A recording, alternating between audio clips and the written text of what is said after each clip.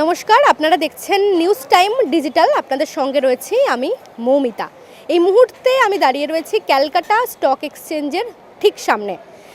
2026-27 অর্থবর্ষের যে বাজেট ঘোষণা হয়েছে ইতিমধ্যেই, সেই বাজেট বক্তৃতায় রাজ্যের অর্থমন্ত্রী স্বপন দাশগুপ্ত জানিয়েছেন যে ক্যালকাটা স্টক এক্সচেঞ্জকে নতুনভাবে পুনরুজ্জীবিত করার এবং তাকে অন্যতম প্রাসঙ্গিক সংস্থাগুলোর সঙ্গে জুড়ে দেওয়ার একটা পরিকল্পনা করা হয়েছে রাজ্য সরকারের তরফ থেকে। এবং ক্যালকাটা স্টক এক্সচেঞ্জ, যেটি 1908 সালে প্রতিষ্ঠিত এবং দীর্ঘ 118 বছরের পুরনো একটি প্রতিষ্ঠান, একসময়ের দেশের দ্বিতীয় বৃহত্তম এই স্টক এক্সচেঞ্জ এবং দেশের অন্যতম ব্যস্ত আঞ্চলিক স্টক এক্সচেঞ্জ হিসেবে পরিচিত ছিল, সেই ক্যালকাটা স্টক এক্সচেঞ্জকে কীভাবে নতুনভাবে তার পরিকাঠামো গড়ে তোলা যায় সেই পরিকল্পনায় নেওয়া হয়েছে রাজ্য সরকারের তরফ থেকে।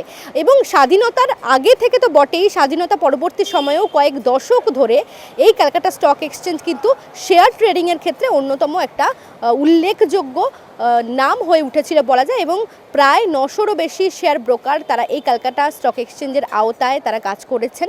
এবং পরবর্তী ক্ষেত্রে দেখা যায় যে বিগত সরকারের আমলে রাজ্যে শিল্প একে একে যারা শিল্পোদ্যোগীরা রয়েছেন তারা বাংলা থেকে মুখ ফিরিয়ে নিয়েছেন এবং সেই পরিপ্রেক্ষিতেই ক্যালকাটা স্টক এক্সচেঞ্জের গুরুত্ব অনেকটাই কমতে শুরু করে।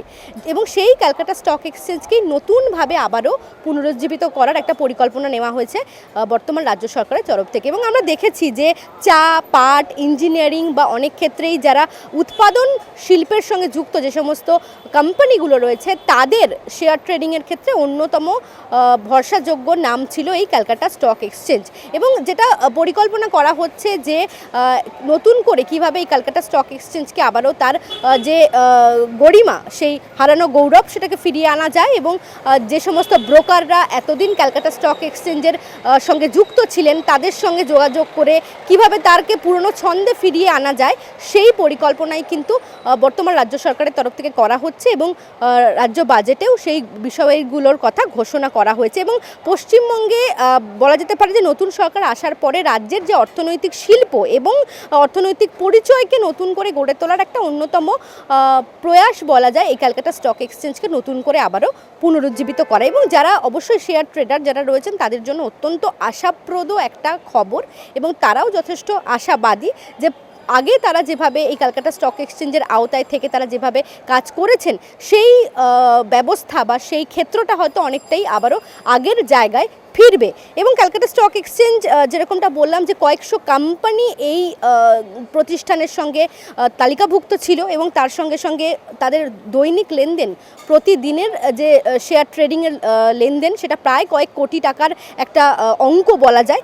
এবং 1990-এর দশকে এই ক্যালকাটা স্টক এক্সচেঞ্জের যারা ব্রোকাররা ছিলেন, পূর্ব ভারতের বিনিয়োগকারীদের মধ্যে অন্যতম প্রধান ট্রেডিং প্ল্যাটফর্ম ছিল এই ক্যালকাটা স্টক এক্সচেঞ্জ। তার অজস্র ইতিহাস রয়েছে এবং ক্যালকাটা স্টক এক্সচেঞ্জ দীর্ঘ 118 বছরের পুরনো একটি প্রতিষ্ঠান, সেটি আবারও স্বমহিমায় ফিরে আসবে, এরকমটাই কিন্তু প্রত্যেক যারা বিনিয়োগকারীরা রয়েছেন বা ব্রোকার রয়েছেন তারা এই আশায় বুক বাঁধছেন।